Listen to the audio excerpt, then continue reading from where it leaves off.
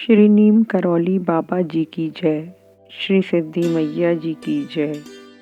जय सिया राम जी, जय हनुमान जी। जापै कृपा दृष्टि तुम करहु, रोग शोक दुख दारिद्र हरहु।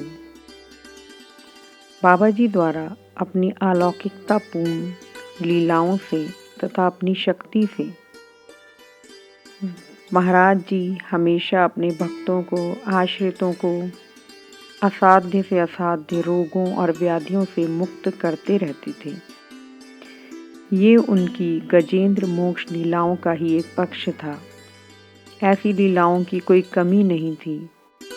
कभी भी कहीं भी पुकारे जाने पर, बिना पुकारे गए भी बाबा जी महाराज प्रत्यक्ष रूप से या अप्रत्यक्ष रूप से अपने इन भक्तों, आश्रितों को कठिन से कठिन रोग व्याधियों से उबारते रहते थे।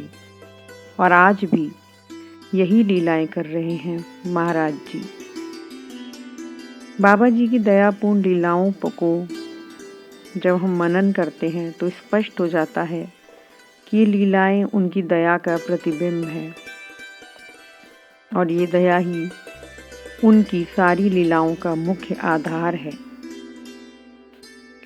एक बार बाबा जी के भक्त श्री केहर सिंह जी की जीभ के नीचे मांस का एक बड़ा लोथड़ा उभर आया, जो उन्हें खाने पीने में बहुत कष्ट देता रहा।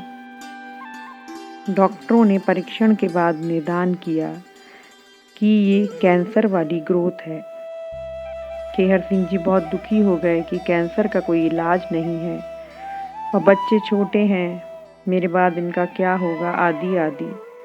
बाबा जी भी पता नहीं कहाँ हैं, उन्हीं से कुछ कहता। तभी कुछ समय बाद महाराज जी लखनऊ आ गए और जब शहनशाह कोठी के पास गोमती के किनारे मेहरोत्रा जी एवं प्रेमलाल जी के साथ बाबा जी केहर सिंह जी से मिले तो उन्होंने सबसे पहले सूरज बाबू को और प्रेमलाल जी को अपने किसी काम से भेज दिया। और जब दोनों विदा हो गए तो केहर सिंह जी को पास खींचकर कहा, अब बता क्या कहना चाहता है। चौधरी साहब विह्वल होकर अपनी दशा कहने लगे। बहुत दुखी होकर अपनी बात को उन्होंने बाबा जी को बताया। तभी बाबा जी ने उन्हें अपने सीने से चिपटा लिया और अपनी दाहिनी हथेली से उनके सिर को कई बार जोर से मल दिया। फिर चेहरे पर भी हाथ फेर दिया और फिर छोड़ दिया, पर कहा कुछ नहीं। कुछ ही दिनों में वह कैंसरस ग्रोथ कहाँ गई पता न चला। डॉक्टरों के लिए भी ये एक अजूबा ही बना रहा।